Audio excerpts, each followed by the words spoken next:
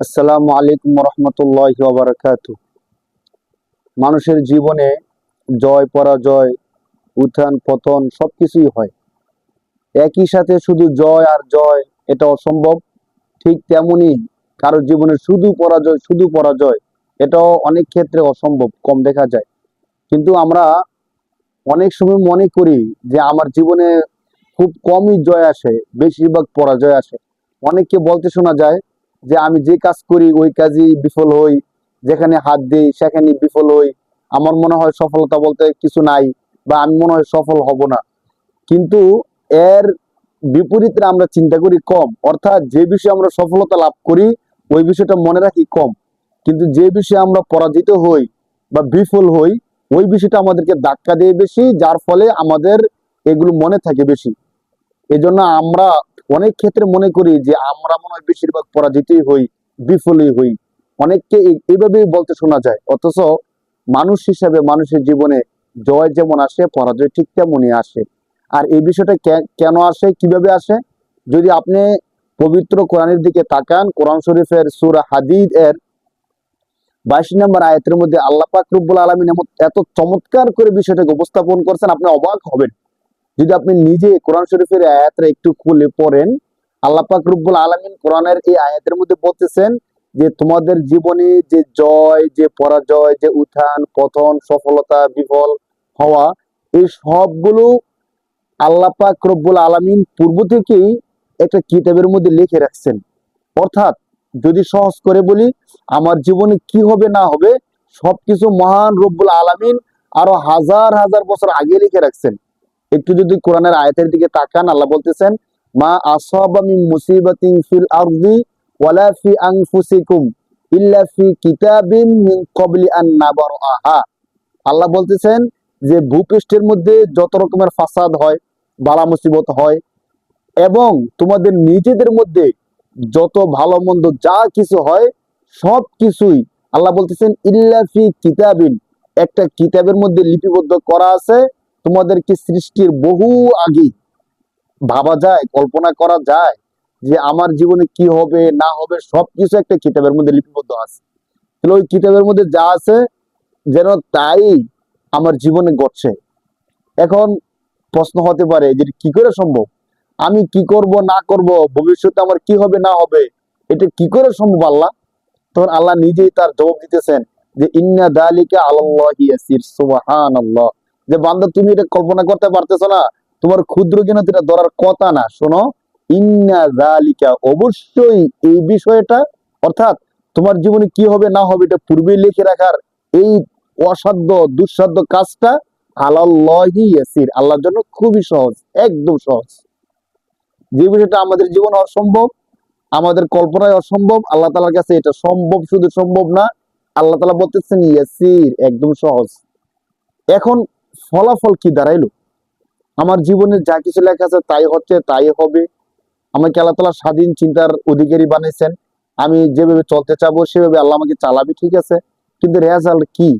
এখন আমরা দেখি যদি আমাদের জীবনে কোনো বিফল বিফল হই, সফল না হই, হতাশ হয়ে যাই, অনেক পেরেশানি হয়ে যায়। পরীক্ষার মধ্যে যদি কোনো কারণে ফেল করি, কোনো কারণে যদি নাম্বার কম পাই, ব্যবসার মধ্যে যদি লস হয়, অথবা আমার যদি হঠাৎ করে জব চাকরি চলে যায়, তখন আমরা হতাশ হয়ে যাই। এমনও ঘটনা আছে যে একজন স্টুডেন্ট, সে সব সময় নামাজ রোজা ইত্যাদি আবাদতগুলো খুব করে করত। বিশেষ করে এসএসসি পরীক্ষা দেওয়ার পূর্বে আবাদতের হার সে কয়েক গুণ বাড়াই দিছে। আল্লাহ পাক রব্বুল আলামিন তাকে পরীক্ষা করতে চাইলেন যে কি সত্যি কি সে আল্লাহর জন্য আবাদত করে কিনা। আল্লাহ তাআলা যখন রেজাল্ট আসলো, দেখা গেল সে ব্যাপক হারে পরীক্ষার মধ্যে ফেল করছে। ফেল করার ফলে তার মনটা এত বেশি নষ্ট হয়ে গেছে, একদম বাস্তব ঘটনা, যে এখন সে নামাজ রোজা সব ছেড়ে দিছে, এমনকি খাবার দাবার পর্যন্ত ছেড়ে দিছে। ওর বাবা ইমাম সাহেবকে ডাকে নিয়ে গেছে যে হুজুর তাকে একটু বুঝান, অন্তত যেন খাবারটা খায়, যেন বেঁচে থাকে। তো দেখেন অনেক সময় এমন হয়, আমরা একটা জিনিস প্রত্যাশা করতেছি, প্রত্যাশিত জিনিসটা পাইলাম না, তখন আমরা এত বেশি হতাশ হয়ে যাই।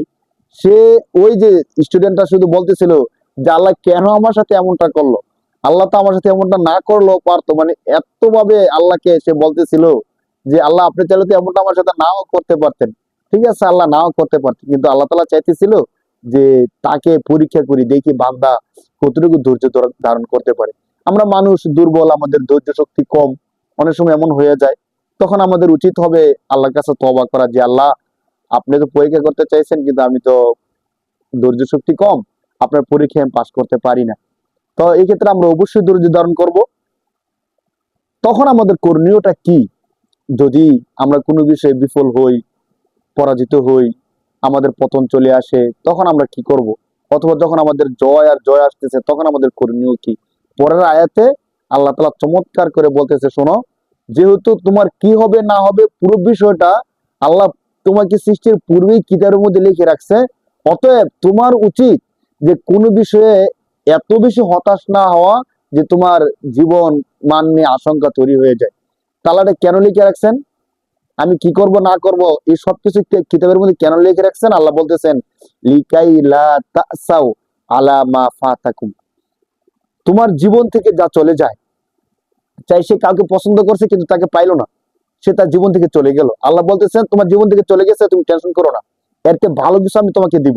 এ পরীক্ষায় ফিল করছো, তুমি ধৈর্য ধারণ করো, তুমি বলো আলহামদুলিল্লাহ আলা কুল্লি হাল, সমস্ত অবস্থায় আল্লাহ আপনার প্রশংসা, তুমি কথাটা বলো। যদি তোমার কষ্ট হয় বলতে, এরপরে বুকে পাথর চাপা দিয়ে হলেও বলো যে আল্লাহ আমার জীবনে যা করছে আলহামদুলিল্লাহ, আল্লাহ আপনি যা করছেন ভালোর জন্যই করছেন, আমাকে ধৈর্য ধারণ করার তৌফিক দেন। বাকি অনেক ক্ষেত্রে হয় কি, পরীক্ষায় খারাপ রেজাল্ট করলে নিজে ধৈর্য ধারণ করতে চাইলেও আশেপাশের বন্ধু বান্ধব, বাবা মা, আত্মীয় স্বজন তারা ভালো থাকতে দেয় না। তারা বলে তুই এই রেজাল্টটা করলি, তোর থেকে তো আমরা এমনটা আশা করি নাই। যদি বিজনেসের মধ্যে কেউ লস করে ফেলে, যে তুই এই কাজটা করলি, আমাদের টাকা পয়সা গুলো নষ্ট করে ফেললি, তখন আশেপাশের মানুষগুলো ভালো থাকতে দেয় না সত্যিকার অর্থে। যতই সে ধৈর্য ধারণ করতে চায়, কিন্তু আশেপাশের মানুষগুলো তাকে আরো নেগেটিভ করে ফেলে। সেই ক্ষেত্রে আমরা যারা আশেপাশে থাকবো, বন্ধু বান্ধব, বাবা মা, আত্মীয় স্বজন, আমরা যেন এই সকল অবস্থায় তাদেরকে সাপোর্ট দিই, তাদেরকে ধৈর্য দান করার জন্য বেশি বেশি নসিহত দেই, এবং সামনে যেন আরো ভালো করতে পারে।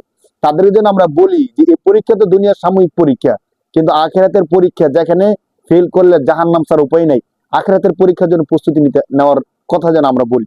তো আল্লাহ বলতেছেন যে তোমার জীবন থেকে যা চলে গেছে, যেমন তোমার জীবনে ভালো রেজাল্ট আসে নাই, তুমি যাকে ভালোবাসতা সে তোমার জীবনে আসে নাই, তুমি কোটি কোটি টাকা চাইতেছিলে, ওই টাকাটা আসে নাই, এটা নিয়ে তুমি এত বেশি টেনশন করো না।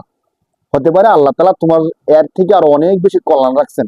লিকাইলা তাসাউ আলা মা ফাতাকুম, তোমাদের থেকে যা চলে গেছে এটা নিয়ে এত বেশি আফসোস করতে যেও না। আবার পক্ষান্তরে পরের ব্যক্তিকে আল্লাহ বলতেছেন, আল্লাহ তাআলা যদি তোমাদেরকে কোনো সফলতা দান করে, এই সফলতা নিয়ে অনেক বেশি গর্ব অহংকার করতে যেও না।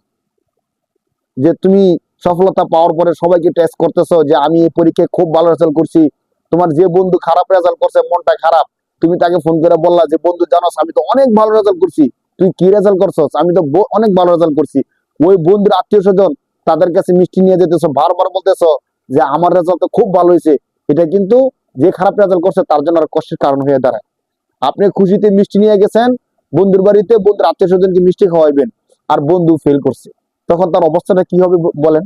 ওই ক্ষেত্রে আমাদের উচিত ইনসাফের সাথে কাজ করা, এমন কোনো কাজ না করা যে কাজের দ্বারা তার কষ্ট আরে দ্বিগুণ বহুগুণ হারে বাইরে যায়। আল্লাহ বলতেছেন যে তুমি এত বেশি আনন্দিত হয়ে যাও না, যে আনন্দ উৎফুল্ল হয়ে তুমি আল্লাহকে ভুলে যাইবা। লিকাইলা তাসাউ আলা মা ফাতাকুম ওয়ালা তাফরাহু, আল্লাহ বলতেছেন ওয়ালা তাফরাহু বিমা আতাকুম, আমি আল্লাহ তোমাদেরকে যা দেই তা নিয়ে এত বেশি আনন্দিত হয়ে যাও না। কেন? ইন আল্লাহু লা ইউহিব্বু কুল্লা মুখতাল ফাখুর, যে নাকি অহংকারী হয়ে যায়, অনেক বেশি আনন্দে আত্মহারা হয়ে যায়, আল্লাহ তাআলা তাদেরকে পছন্দ করেন না। অতিরিক্ত কোনো কিছুই ভালো না। এজন্য কোনো বিষয়ে যদি আমাদের থেকে চলে যায়, আমরা এত বেশি কষ্ট নিব না, হতাশ হব না। আবার আমাদের জীবনে কোনো সফলতা আসলে আমরা শুকরিয়াতান আল্লাহর নামাজ পড়বো, আল্লাহর ইবাদত বাড়াই দিব, শুকরিয়া আদায় করব, কিন্তু এত বেশি অহংকার করতে যাব না। সবকিছু মিলিয়ে যদি প্রথম দিকের আয়াতটাকে আমি আরেকটু সূক্ষ্ম করে বলি, যে আমাদের জীবনে যা হয় ভালো মন্দ সবকিছু পূর্ব থেকে নির্ধারিত করা আছে, আল্লাহ তাআলা একটা কিতাবের মধ্যে লিখে রেখেছেন, সেখান থেকেই আমাদের জীবনে সবকিছু হচ্ছে। আমরা যেন এত বেশি টেনশন না করি, আমাদের জীবনে যা হচ্ছে এটাকে আমরা এক পাশে রেখে ভবিষ্যৎ জীবন সুন্দর করার জন্য আমরা যেন চেষ্টা করতে থাকি। আল্লাহ তাআলা তৌফিক দান করুক, আমিন। আসসালামু আলাইকুম।